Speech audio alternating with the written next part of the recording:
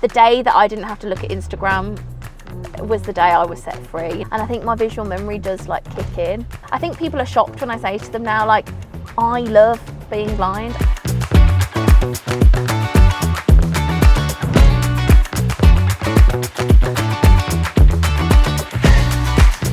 Today I'm on the outskirts of Birmingham, en route to pick up our next guest for Show on the Road, the brilliant and inspiring Lucy Edwards-Cave. An award-winning broadcaster, journalist, author and influencer, Lucy's an unstoppable force of nature, driving change in the way we think about diversity, equity and inclusion. And she's having loads of fun doing it. Brought to you by Autotrader, the UK's largest automotive platform. This is Show on the Road. In this episode, Lucy's going to show us the places from where she draws that inspiration to make a difference. Places from her childhood, her teen years and her early media career, where she overcame countless hurdles and ignorance to become the role model she is today. Those experiences mean she has loads of stories to share. And an absolutely gorgeous guide dog called Miss Molly, who's also coming along for the ride, and I cannot wait. I'm Alex Le Gui, driving a 2008 red Volvo estate into the royal town of Sutton Coldfield to pick up Lucy from her front door. And here we are. It's so lovely to meet you. It's so nice to meet you too. Is it okay if you help me get in the car, Alex? Yes, of course. Right? This is the handle here. Okay, lovely. So if we open the car, lovely. So this is a red Volvo estate. It's like Okay. a deep red and maroon. Come on, Molly. Hop up, hop up, hop up. There we go. Lovely. Okay. There you go, Miss Moll. Thank you, Alex. And then I'm wondering if I could be guided to the front now. That's it, the handle, perfect. Amazing, right, I'm gonna duck in. Ooh, Okay. we're in. in. Ooh, Okay. loving it. It's a gorgeous sunny day, I can feel it on my face. Is Yeah. it really bright? It is, it's really nice. So, Sutton Coldfield. Oh no. A royal town, Yep. none other, deemed by Henry VIII, I think it is. Ooh, nice. Didn't know And that. really? Oh, there we are. Fun fact to start off with. Yeah. And your manner since birth, right? Yeah, this is where I grew up. This is where I lost my eyesight. This is where I was born into existence. So yeah. what's gone on around Yeah. here then? So much. So many visual memories and so many non-sighted memories, yeah. Of course. And you spent a good few years in Warsaw Yes, too, I right? did, What do you yeah. remember most vividly then about that part of your life? So I moved there when I was around 2 years old Mm-hmm. and I was there till I was about 8. I absolutely loved hearing myself in family videos going, shoes! So I was very shoes, but I was very black country back Abroad. then. Yeah, like very Wow. Brummy, which I to be honest, I adore the accent, and it very much kind of reminds me of home and soothing. Whenever I hear the accent, I'm like, oh, that's my early years, you know. And such formative years as well, weren't they? Yeah, and I just remember that little house. Me and my sister had bedrooms opposite each other, and we both had a bunk bed with a futon chair underneath it. And my bedroom was bright orange, and Alice's was bright yellow. And yeah, Wow. we were only 15 months apart, so me and my sister are so close. Oh, are you? Her name's Alice. Oh, Yeah. lovely. Alice and Lucy. And you're still really close now then? We're still really close, and we both have disabilities. So she has autism and I'm completely blind, and I feel that it's brought us so close because she sees the world with so much clarity, and for me as a blind person, it being so overwhelming to, I guess, audio describe. I know when I first went blind, I was like, can you just describe everything? Because obviously I wanted all that visual memory to come back into my mind and flood it, but after a while it became so overwhelming. But Alice just knows the exact things to describe to me because of her clarity of thought with just, autism is such a special superpower. Love that. Yeah. So we're on our way to your old house now, which is just a few miles from where you live now. Yeah. And it's hugely significant in your life story. Can you tell us how? So this house was the last house I ever saw as a sighted young girl, as I lost my vision completely at age 17. So when I think about this house, it makes me feel so emotional because my parents have only moved from it in the past 3 years. So when we kind of sold this house, it was such a thing for myself and my family. Like my mom and my dad and my sister and I were like there for the very last night, and we all cried together in it because so much happened in that house, you know. This road is so painful. Like I remember actually when I got my first guide dog, Miss Olga, who's at home now, retired. We've obviously got the gorgeous Miss Molly in the back, but I remember being at the front door and feeling so like I was shaking, like holding onto this harness for the very first time with Olga, and just thinking, why am I holding like a dog's harness and trusting them with my life? Like, this is so weird. Like, I would never do, like, who else does this? This is such a unique experience. I remember feeling so low and depressed when I first lost my eyesight at 17, and she was the routine that got me up. Like, she was the thing that needed me. Like, there was so much of the world that kind of said that in my mind that I was a burden, that I was the thing that needed to be fixed in this kind of medical model of disability that we see. You know, for all of my teenage years, like I was going to an eye hospital appointment in London, and they were saying, you know, how do we fix your eyesight? But suddenly this dog came and she was like, well, no, like you don't need to be fixed. Like you can do this, like you can be independent, you can have wings, like you don't need your vision, you've got me and I need you.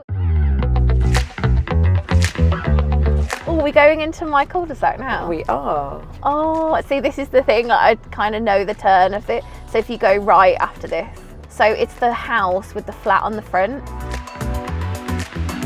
So my parents actually built the flat on the front of the house. Oh, wow. Okay. For me. But there's a big couple of windows at the front that my dad put in. Like, we designed it together. I don't know if they've still got the blinds there on the front. So we've got a bay window at the bottom with to the right there. That's right. Yeah. With and then 4 big windows within it, if you like. Yeah, and then protruding out is the That's flat. right. So that's where me and Ollie like basically grew up from, because it got built when I was 18, and then we had all of uni in there. Like, not that I went, like Ollie went to uni. I went to uni and dropped out, and then What applied colour for the was BBC. The front door? The front door's black. Yeah, it is. Similar to my Still one is at the moment, actually. And then it had like a keypad on it. I feel quite emotional, so I'm like, oh wow. And I haven't been here since I left the door. What was it like when you? Ago. What was it like when you went in through the front door? What? I designed it actually, and it had like tiles on the floor. They were like grey slate. And then the kitchen was kind of to the left, in like a U shape with a little breakfast bar. It was very compact and bijou, darling. My bedroom was a dark plum, because that's the last colour I saw as well in my bedroom. And it took my dad 6 coats to paint this plum before it like became like, I don't know, nice to look at. So yeah. So we're just turning around in the end of the I know exactly where we are. Cul-de-sac, I'm guessing is what it is. Yeah. It's a lovely looking road. Yeah. There are lots of, because of the time of year as well, we've got some pretty flowers coming out, some lovely colours around. There's a lovely yellow flower to the left of you right now. If I knew anything about my flowers, I'd give you a bit more description, but I don't have a clue. Can I say though, the most gorgeous thing about audio description is knowing through your eyes what you see in your own way, which I absolutely love, because if I was with a florist, they'd probably tell me loads, but I love the fact you've described it like that, because it's uniquely you, and that's what audio description does. I feel whenever I'm interviewing someone on like a red carpet or something, and I'm like, audio describe yourself, they're like, oh well, I didn't brush my hair this morning. And it's really lovely. I haven't brushed my hair this morning, actually. But I love that, because it's a part of your personality of that day, you know, it's a snapshot. You didn't experience any sight loss then, did you, at all, until you were 8, is that right? Yeah, so I went in for a routine eye check at age 8, and the optician just looked at me and went, oh my gosh, I think there's something, you know, I can see something on the back of your eyes, Lucy. And they turned to my mum and said, Mrs. Edwards, I think you need to rush her to the eye hospital. And my mum was so confused. But the ophthalmologist, when we got to the hospital, kind of linked it to this skin condition that I had 4 years prior. I was 4 years old, and on the backs of my legs, I had what only can be described as like blistered kind of skin. Right. That went away when my mum and dad put some cream on it, but it was there for years and years, and they diagnosed that as incontinency pigmenti.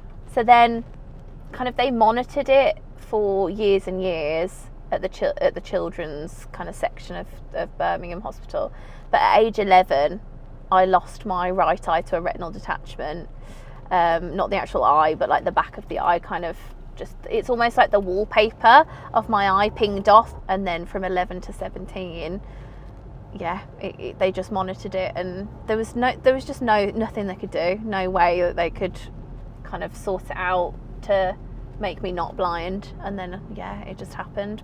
I sat in that hospital bed when I was 17 years old, and this consultant, his name's Professor Moore, shout out to you, but he was retiring on the exact week that I was losing my eyesight, and he'd been the consultant that had seen me since I'd been referred to London. But he came to my bedside and he was like, Luce, we always hoped it wouldn't come to this. And I think that is when I reevaluated what hope was, because I was like, well, hope isn't me having vision. Like, hope isn't me like needing to be fixed or like needing to be something that I'm not. Like, this is me now. Like, I don't want a cure. And disability isn't this thing that should be like seen as a taboo. Yes. Because I was so scared, because I saw no one else around me living an amazing life with blindness. Because it is a scary thing, but when you know about it, it is so less scary. And I honestly, like, I think people are shocked when I say to them now, like, I love being blind. I actively adore my life. Like, I don't hope for a cure anymore. Like, I live for today. And I think that is the biggest gift that my blindness has given me. That is incredibly inspirational. Thank you. So was secondary a place of solitude for you during that time, or? I would say. Okay. Yeah, I would say that secondary school was my place to escape. My place with my friends. You had good friends? Yeah, I'm still best friends with them to this day. I don't think you can go through blindness and not cling on to those people that kind of got you through that time. Yeah, my friends would guide me in class. Like, I remember my best friend Connie, like when I could still see a little bit, but I whispered to her and I said, Connie, I can't see the whiteboard anymore. And she'd be like, don't worry, babe. I was like, I really don't want a teaching assistant. I don't want to look different. So can we sit at the front together, and can you like write down everything that the psychology teacher is like writing on the whiteboard? So she would be like, bless her, writing so quickly, and then being like, shout out for Connie as well. Literally. Wow. She, like, all these gorgeous people in my life. And then when I was losing my eyesight, she like audio recorded all of my A-level classes. I just, divine humans. And this is where I learned Braille. I didn't want to learn use my cane. Like, my mom and dad were like, you can be independent, come on, use your cane. I'm so glad they made me. Yeah. But oh my gosh, I really didn't want to be different. What do you think is it that was holding you back? Was it the I think sort so. of admission or the I don't. No, I get you. I think it was holding me back. You're right. My own mental health with it. Like, not wanting to be different. No one wants to be different at school, right? You know, like, it's the hardest place to be different, right? Yeah, so like, there's so many blind people that message me to this day, like on my socials, like, how are you so confident? Like, I hate being different at school, and I don't want to get my cane out. Like, it's so amazing that you know, put diamantes on your cane. Like, you know, you inspire me. And like, I think I didn't want to be blind back then. We're right in front of Sutton Coldfield Town Hall, which is a really cool It's a gorgeous building. Yeah, with this tall tower Yeah, it's beautiful. This is a nice area, isn't it? Yeah, I love Sutton. I think it's beautiful. We're just pulling into Windley or Windley? Oh, Windley. Yeah, perfect. Windley Leisure Centre. Are we by the track now? We are, yes. Yeah. I think it must be to your left. I remember when I was just lost my eyesight and I was applying for the BBC, I had a guide runner named Steve, and we ran so many miles around that track, like training together, because he was just, you know, learning how to guide a blind person for the first time. And I remember we went round that track so many times one way, and we were like, oh my gosh, why didn't we switch directions? Because my knee's hurting on one side, not the other. Doing like 5 miles on the track. Physical exercise has always been a really good outlet for you, hasn't it? Yeah, it has. It always has. Considering I didn't do PE, I think, I don't know, finding exercises that were very much tailored to me as a blind person, I think I've loved it. I remember doing the marathon back in 2017, and like I was like, my mental health is so bad right now. I think when I cross this finish line, like it will be such a feat for me. And what an achievement. Yeah, I did it in 6.5 hours, and oh my gosh, I couldn't feel my legs. No, I'm not at all surprised. And yeah, how does running make you feel? Oh gosh, just beautiful. Like, I think it's a very all-encompassing exercise. Like, you're very much like it's mind over matter, especially when you're doing that many miles. Like, I found that my rhythm was about 12 to 15 miles, and then I was like, oh no, I feel like I can't do it anymore. And that sounds like, at the moment, at the fitness level I'm in, I wouldn't be able to run that. But I think running all the time, like most days, I was definitely finding a rhythm with my body, and I think that's how I cured myself of like some of my mental health problems. Yeah. There's something very non-defeatist about you, isn't Yeah. there? Is that something that you've always had, regardless? Always. Or, really? Yeah, I think I've always tried to define myself by how I get up from things. Your resilience. Yeah, I really don't want to see things as failures, because I feel like we all have little failures that we see as failures every single day. But I think it's how we get up from it that defines what happens to us. And I don't know, honestly, I've had those moments where I have let myself be, and like let myself just kind of exist in the moment, and I think that's healthy when you feel so ill. Yeah, but I think agreed. past that, I think there's a point where you have to be like, no, Luce, like you have to get up right now, and you have to put one foot in front of the other, and do something for you. And that's what running was for me. And then I was like, I think after that, and me crossing the finish line at the marathon, it gave me the confidence to then apply for the BBC and do all of those other things that now have kind of made my rich tapestry of life kind of expand, you know. Good for you. Yeah. We've just pulled into Sutton Park National Nature Reserve, which is so pretty. This is where me and Miss Moles come on our free run walks. Oh, really? So with Miss Moles, she has several free runs a week, where she just lets her doggy little ears down and she has fun running in the breeze with her sister, Miss Olga. The amount of times where we've been round Sutton Park and there's been cows just milling around. Really? Yeah, and we're like running out the way, and then they're like following you, and it's actually a bit scary. Wow, they can be a bit scary, cows, yeah. randomly. I love them. I don't eat them. I'm a vegetarian. Like, Right. they can stay where they are, but they just scare me. Yeah, but they can definitely chase you. Yeah.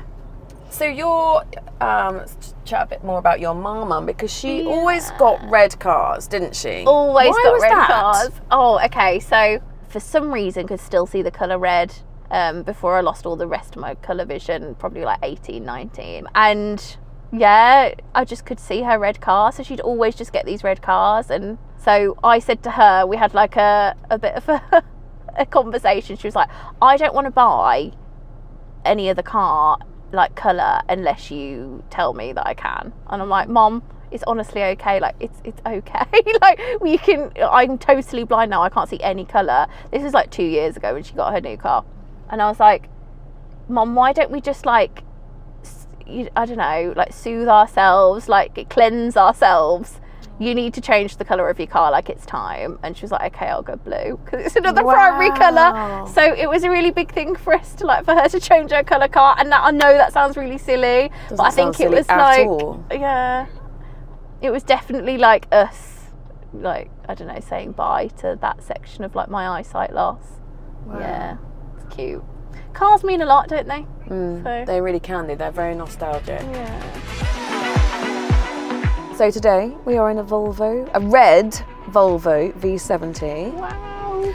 And your dad, didn't he have one similar to this? Yeah, he had like a white Volvo that I always used to be like, oh my gosh, yeah. He was so proud of it. And now this particular one is from 2008. And since then, Volvo has actually stopped producing estate cars. Wow. They do tend to have a very long lifespan though, and there are 15,000 Volvo estates still being listed on Auto Trader just in the last year. Oh wow, that's cool. So you can still get one? Yes. We picked this one up nearby from Solihull Motor Group, and it's done a whopping 171,000 miles and counting. Wow, we're doing a few more today. We are. Shall we carry on? Let's do it, Alex. Let's do it. So, from Sutton Park, yep. Now we're going to go to Highbury Theatre. Oh, that's where me and Ollie met. Oh, my hubby. All right, come on then. Tell me the goss. Got to tell you all. Mm-hmm. Okay, got to unpack. Okay, go. Oh, cattle grids. Bye, Sutton Park. So, me and Ollie met when I could still see, and we went to an amateur dramatics club together. But the reason that he came is because his family friend Jane went over for dinner because she was obviously friends with Fliss and Nick, Ollie's mom and dad. And over a spaghetti bolognese, Jane said, we need more boys for this production of, I think it was Adrian Mole's, an adaptation of Adrian Mole's. Okay. And Ollie was like, okay, I'll come. And she even said over the spag bowl, well, there's a girl there called Lucy and I think she might like you and I think you'll get on. I don't know what wizardry she was conjuring up there, but shout out to Jane. So she set us up, and then, to be honest, the rest is history. Like, we did loads of different plays, and I used to be able to see Ollie. The one thing, though, that was screaming out about him was his horrendous white trainers. Oh, I loved his outfits and everything, but his trainers just had to go out when we got together. And we did a production of Peter Pan, and I was Wendy, and he was the pirate that tried to kill me. Okay. So romantic. I think that also when I lost my eyesight in the middle of playing Wendy, so we had to adapt like the backstage crew to guide me all around the stage, and it was just so sweet how that happened, and I can't even express in words how much I love him. Like, to this day, like, it sounds really soppy, but he is my soulmate, and I know that I am sitting here and I'm so lucky to say that I met my husband at like 15, 16 years old at a club, and I didn't even know him, and then I lost my eyesight and he's, stuck by me, and our wedding was like next level. I still dream about the day. I want to relive it over and over and over again last year. Oh, can't believe it was nearly a year ago. And something that I noticed on the video is that Ollie wore a blindfold, and all of your guests. Can you talk me through that? Because that for me was really powerful to see. Well, so as I said, Ollie doesn't see blindness as a disability. No. He was like, well, this is our world, this is our life, this is what we deal with together. I want to make that public stand that, your world is lovely to be in. And, as a sighted person, he thinks that's really important as like a kind of a stand to just be like, we're in this together. And with that, we had like, gorgeous trailing flowers up the aisle, and the scents changed as you walked up the aisle, so we knew where we were. We had this amazing sound company that actually does the proms. We kind of spent a lot of our budget on the sound, and we had this 3D audio where Ollie developed the track with the sound engineers to like crescendo as I got further towards him as well, with the strings and everything kind of going up towards the aisle. And then just everyone from my dad, like having different kind of scents on them with their flowers that were on their lapels. I think scent is so guiding. So what I mean by that is, you know, if I get a cold and I just don't know that my scent is just gone, I open a jar of mustard and I'm like, oh my gosh, like I don't know what this is. It's really weird to me that I default to, if I don't have a braille label on something, I need to smell it. Like it feels so important to me that I know what someone's perfume is like, because it's a sense of self. Like memories for me were made on my wedding day, and that perfume will be forever in my mind as something so important to me, as like a staple of my memory. I think certain flowers bring me back to moments of my childhood, like daisies, like and buttercups when you're on the field, when you're a young girl, and the smell of grass. It's so visceral. It's so gorgeous. And until you put that blindfold on or experience that one moment where you're just like, I am one with my body, you are not going to get the same experience by seeing it. Because I do believe that in this world that we live in, we are also about the visuals. You know, the day that I didn't have to look at Instagram was the day I was set free. You know, I have no comparison. I have no ability to have that kind of, I guess, jealousy and envy of other people, and it set me free. It really has, like the ability to just like love my body and love the way that I am. And I think that's why I love yoga, but I love running so much, because it's just, you are one with yourself, aren't you? And I think sometimes blindness can be such a lonely disability, if I think of it like, oh my gosh, I'm just in my brain. But then if I'm thinking about different techniques that I use to soothe my brain, like my lovely pleasant place, I can sit here and just be one with myself and think, oh my gosh, like let's bring back all these scents and think about my gorgeous bedroom, like that's my pleasant place. And I think about all of the different things around me. Like those are techniques that really just make you breathe. Like the world is so hectic, isn't it? So we're actually sitting outside Highbury Theatre. Oh, are we? Yeah, it's on our right. Oh, cute. And it's like a brown brick building with quite an old building. It is quite, yeah, it does look quite old. I remember when you went in there, like it smelled of like old wood. Like yeah, I know what you mean. And is there still like a little brick wall outside the front? Yeah, and then there's a balcony. I can't quite remember that. I think we always used to go around the side of the building, and we always used to kind of line up by the side door. It's such a cute little theatre. Like I remember the back changing rooms kind of being quite small, but also because we were all like teenagers, it was all getting changed into all these different outfits, and it just feels like my childhood around here, like the happy moments, you know, the moments where like I was trying to find myself and like find my voice again. And you know, I didn't have any moments where it's like I didn't feel accepted. Like I feel like we were all the kids that were kind of going through something at school, and I don't know, made a bit of like a theatre group. Yeah, I can really relate to that, having gone to theatre school. Everyone came with a story. So the next spot that we're going to be heading to is the mailbox. Oh, cute. But before we talk about that, your wedding, how did yours compare to the Duke and Duchess of Sussex? Because you were a guest at that, weren't you? Yeah. What? I know, it was a bit cray. I was one of several hundred people from the UK that were kind of nominated to sit on the lawn at Windsor Castle. And it was really cool because the Left Lieutenant of the West Midlands nominated me because I raised so much money for them on my marathon journey for Guide Dogs UK. So yeah, it was It was so awesome. But okay, I'm going to tell you a funny story. So we were with Miss Olga. She was working at the time, and we and Ollie lived in London, so we got a cab, I think, to one of the tube stations. We went through Slough, and it was so hot. And I remember having Olga's bowl, but then being so delighted when we were greeted with this goodie bag. And we had, in this goodie bag, there was like royal shortbread and it was like a big cookie. No, it wasn't a cookie. scrap that. It was a big coin that actually, I think my in-laws still have the back of their fridge. They're never going to eat it because it's like this royal big massive chocolate wow. coin. It's so cool. And then like a royal bottle of water that had like a stamp on the side. I mean, all of this was just like, as you can imagine, just like shortbread, but with like a crest on the side. And a magnet, which was really cool.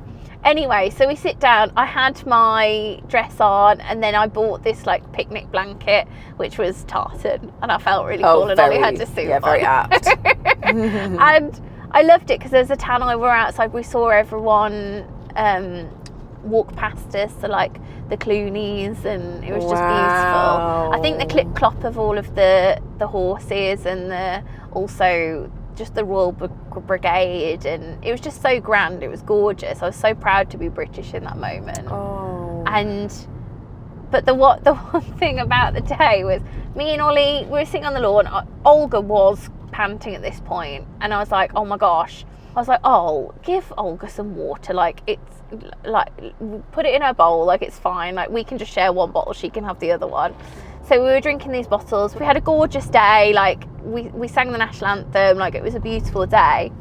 We came home to our flat, studio flat in London, and oh my gosh, like, we opened the laptop and it said, like, so many people are selling these bags. And I'm like, why would you sell the bag? To the point where Ollie saw a video and like a properly shot photo of this bag, like, on the lawn of Windsor Castle, and they were selling them for like 50 grand on eBay. No. Yeah. And I was like, oh, number one, I would never do that. But number two, like, people were literally poised to sell these bags. Wow. And I was like, Olga, you're eating like 50 grand shortbread, babe.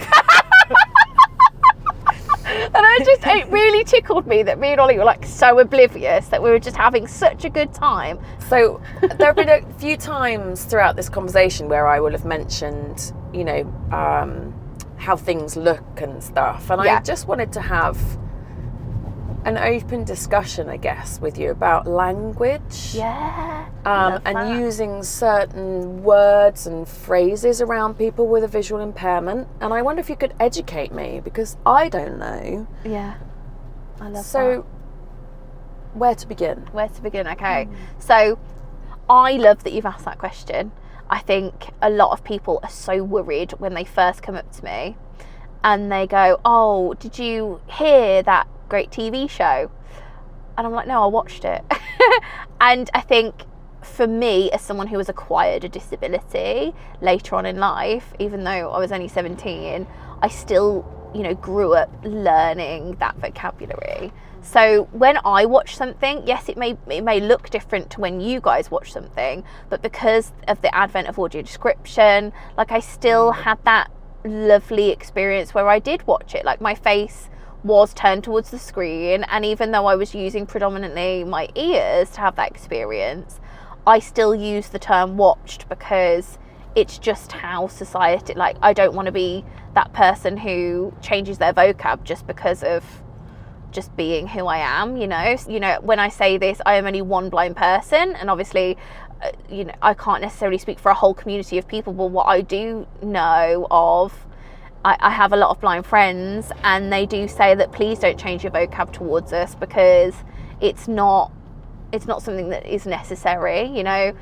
Even though we technically are hearing things and not necessarily watching them, like, it just kind of ostracizes us to use like othering language, I guess. And thank you so much for asking, because I think that's so important. Because there's been times where, like, you know, a lot of the time when I do go into different places and people are worried about talking to me, they just do default to talking to Ollie as the sighted person. Right, I see. And, you know, say to him like, oh, you know, what does she want? And he's like, well, why don't you ask her? And just looks at me. Gosh. So, and that's still today in 2024. Wow, that's shocking. Yeah, I think that's shocking in so many ways because I'm so independent. And you describe yourself as blind, yes, don't you? But not everyone.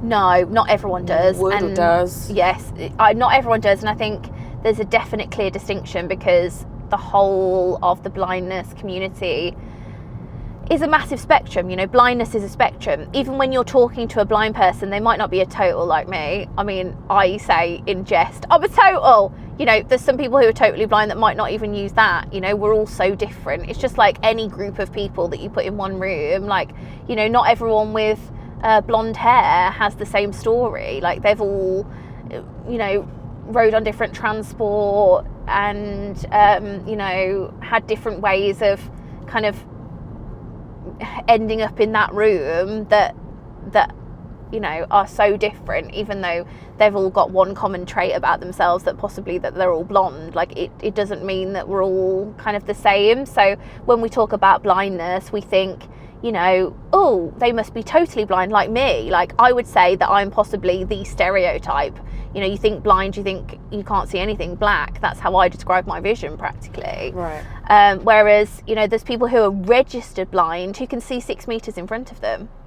And it's very blurry. They've got very, very limited vision, and that, you know, they can't drive a car and they can't necessarily read things up close, but they might be able to see blurry blobs away from them, or they might be able to have like a different condition that they can see things really in front of them with really zoomed in magnification. And then there's also the visually impaired community. Mm-hmm. So, you know, what I would say is just ask. Yeah. You know, if you're unsure and you're not sure how to help, I think the first question is like, how can I help you? Or like, is it okay if you describe your vision to me? Would that help the situation possibly? Yeah. Or if they're not comfy with that, they can say, well, actually, you know, Alex, I'm not that comfy with describing my vision, but what I will say is this is how you can help me, and X, Y, or Z. Like, I think we are so kind of over different tropes, and I think what's amazing is that we can have these conversations on such a big podcast.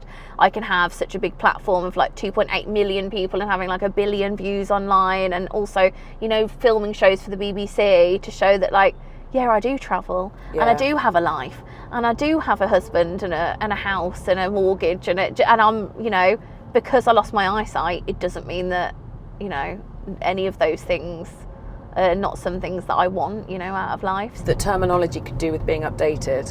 Yeah. Because I feel like across the board, we sort of haven't adapted to or understood enough. I totally hear you. And when we look at buildings, I mean, these gorgeous buildings that we're passing, they're probably amazing. But when you think that they didn't need to be designed with steps in them at all. No. Like, we could have just designed the world with ramps. Yes. Suddenly, wheelchair users don't need to request for ramps, or there needs to be this fight whether we can or cannot get into buildings, or, you know, true. This is what I preach. You know, this is my whole consultancy business behind the scenes when I'm not presenting. Right. I am talking to brands about how universal design principles designed for any age, any gender, any sexual orientation, any ability, you know, any race. Mm-hmm. Like, we are all humans. We are all big blobs on this massive planet that we are spinning around a sun. You know, we all need to be seen and heard. And if you design a product from the ground up to say, you know, maybe we should have everyone sitting around this table, of every different ability, fighting for, you know, to have their lived experience heard, because that's what's so important.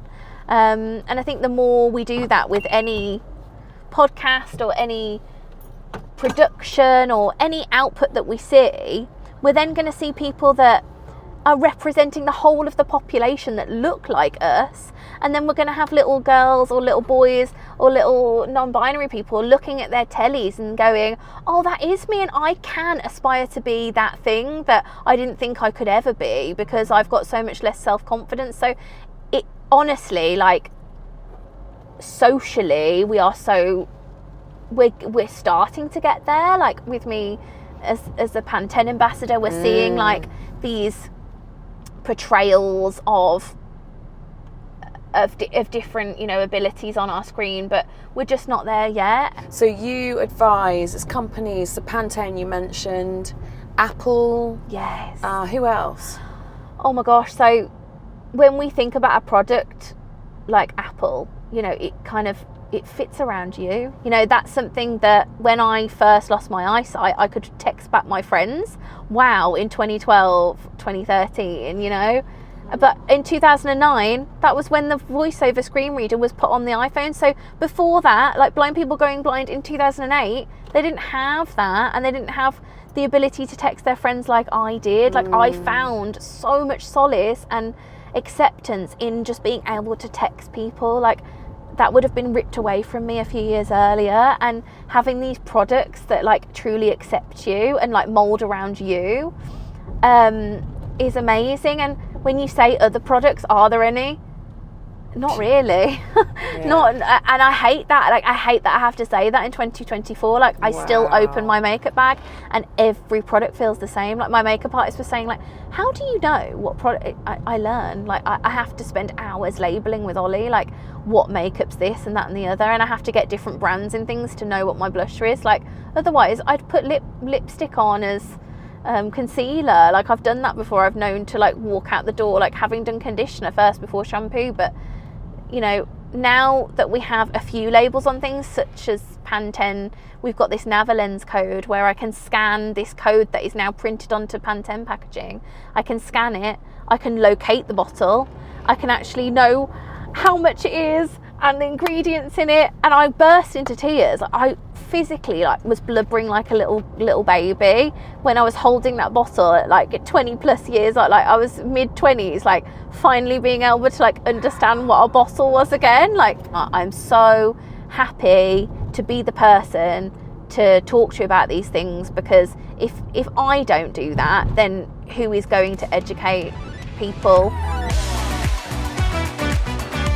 Right now, we're heading into the centre of Birmingham, which is where we will end up dropping you off. I know you're a very proud Brummie. I am. Tell us a little bit more about some of the common issues that things like city centres pose for you. Yeah, city centres for me are so all over the place. I think initially what comes to mind is trams. Their rails are often in pedestrianised areas, so you don't know whether you're walking on the track or not. So that's really scary for me as a guide dog user. But is there a way that we can get more tactile paving and more ways to differentiate in a tactile way, you know, the demarcations of those things so we're not on the tracks? I think often I just find that just not having those signposts, like not being able to just scan with my phone, you know, where I am or what I'm doing. If I'm on Google Maps, I do often in built up city centre areas lose my 3G signal. So, you know, Google Maps is accessible and it's brilliant, but how is there a reality where there is signage on like actual real life things that we're standing in front of? Like everyone else, like I can't just see that there's Primark across the road, but I would be able to if there was a Navalens code there. You've mentioned Navilens a couple of times, and I wondered if you could just explain that to someone like me. I don't know what that is. Yeah, of course. So Navalens is amazing. So traditional barcodes, they don't really help, only because I would scan that baked bean tin so many times and not know where that code was, because obviously there's no tactile indication that a normal barcode's there. With Navalens, you don't have that tactile indication, but the code is made up of these little tiny geometric shapes. That code, if seen by your camera, it only has to be a tiny pixel in your camera frame when you're pointing the free downloadable app Navalens or Navalens Go on your phone at that code. It's sensing it all the time, and it only has to see it a tiny bit in the corner, and it will direct me to that code with 3D audio. No way. Yeah, it's really cool. So in the shop, oh, that's clever. When I'm trying to find, say, Pantene, I will put my headphones on, my bone conducting headphones, and it will go left a bit, right a bit, up a bit, forward a bit, and me and Miss Molly know exactly where to go. Oh, that is clever technology, right? So we're heading to BBC Birmingham, yes, which is inside the mailbox, which is where it all began for you, didn't it? It's amazing. I love around here. Like, this is one of my favourite spots in the centre of town. When did your ambition to work in the media come from? So I started uploading YouTube videos back in it must have been 2014. I said to my boyfriend, now husband at the time, right, I would love to start making YouTube videos, but I don't know how to edit. Like, can we do it together? And he was like, yeah, of course. Because back then, when I turned on the camera, like, they were some of the only happy moments I had. And that became my portfolio, my YouTube channel. I had like 20,000 subscribers because I put someone posted my video on a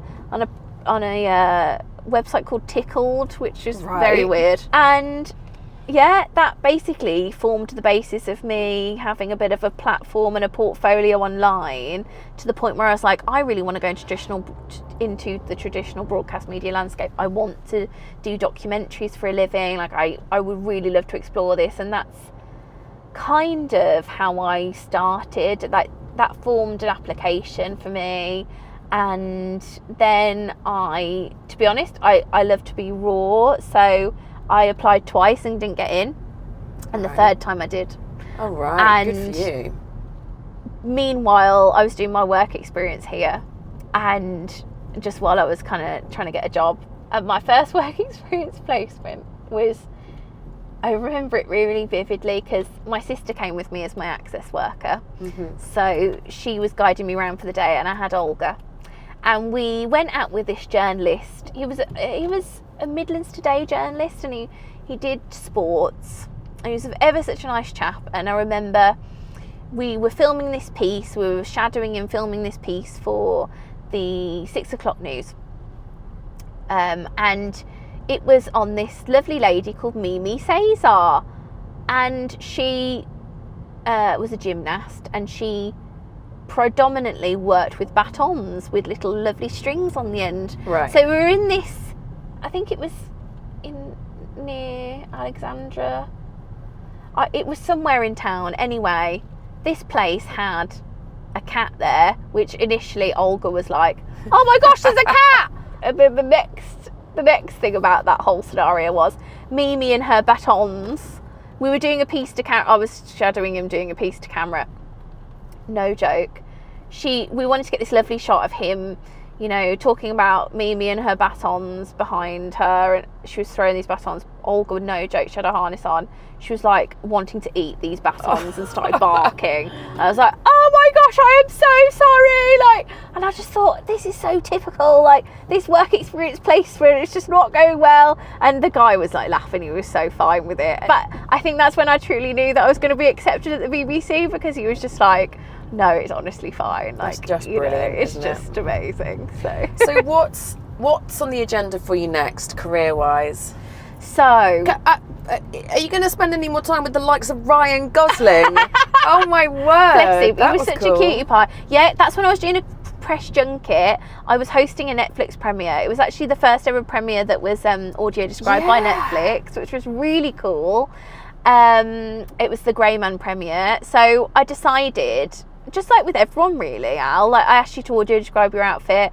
I asked Ryan, so he was giving it good. He was giving it large, which I like. He was audio describing himself because I think the Barbie movie was about to come out back then, or he was like in filming for it. So he was describing himself, and he was complimenting my dress, bless him. And he gave me like a couple of extra questions, because obviously like you only get one question on the press junket line, and I didn't really have anything else prepared, because the girl was like, make sure he moves on quickly, make sure. Right. I was like, oh, okay. And he stayed, and he was like, I love your dress, and this, that, the other. I was like, cheers, babes. And I think that was like the first time that a celebrity had like ever done anything like that, like audio described anything about their appearance on a red carpet, which I thought was awesome. And I honestly think audio description is the gift that keeps on giving. It really is. And I think my career is I'm so lucky to have a whole portfolio online that I have created my personal brand. I think that was why I wanted to start TikTok really in the first place, that I had all of these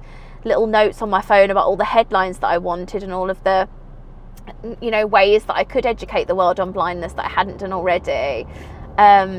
Because, you know, we're in the pandemic, and I was like, right, I want to create my personal brand. I want documentaries commissioned one day. Like, how can I show commissioners that I am a good presenter?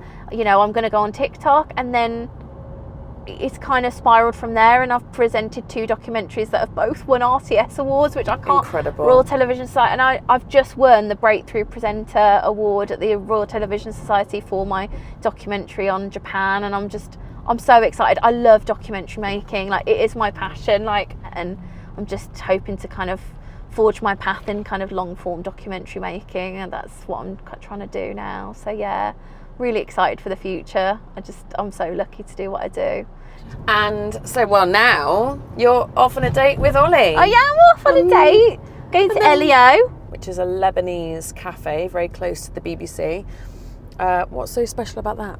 The Elio Cafe was those times when I came out of that building, often, you know, having had an interview or having met someone, a commissioner for the first time, or had a training course that I was really like excited about, and all of those key moments I can remember just going back to that cafe and having that exact like Lebanese dish with like, it's a flatbread. It's still there on the menu to this day. It's got it's gorgeous. I have this like special sauce on it, and there's like falafel bits in it, and I just love having it. It's like my comfort food after like any major bit of voiceover. You know, I voiceovered Kenya in there when I went to Kenya for the travel show. Any BBC travel show bit, I don't necessarily tend to travel to London. I always like zoom in from BBC Birmingham. So yeah, it's my home. I can't believe it's moving. Oh no. I know it's moving just up the road, but and there's a lot of different things that's happening to the BBC. So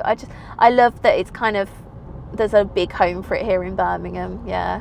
It's been such a pleasure to talk to you. You have really inspired me. Thank you, Al. I really appreciate it. It's been so lovely being driven around my hometown by you in your lovely car. Like, it's so cool, and it's really lovely, like, you giving me the space to kind of just be myself and talk about things that are really important to me. So thank you. Thank you so much. Thank you, then. And have an amazing date with your amazing man. Thank you. Bless you. We'll be here somewhere.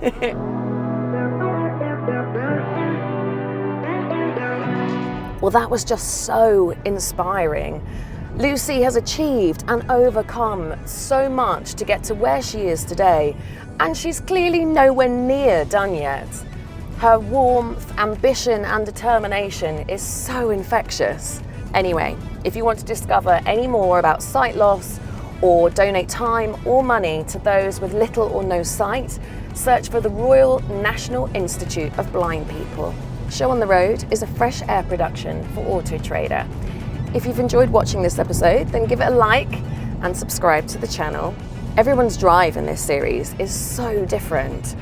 Whether it's in the north, the south or the Midlands, there's always a journey to be had and stories to tell. And choosing the vehicle that you're going to start your next story in could not be easier on Auto Trader. Thousands of vehicles to choose from with expert reviews and videos to help you pick. And loads of options to buy new, used or lease, so you get the best for you each time. Find your next car and start your next story on the Auto Trader app or at autotrader.co.uk. I'm Alex Legui, and until next time, see ya.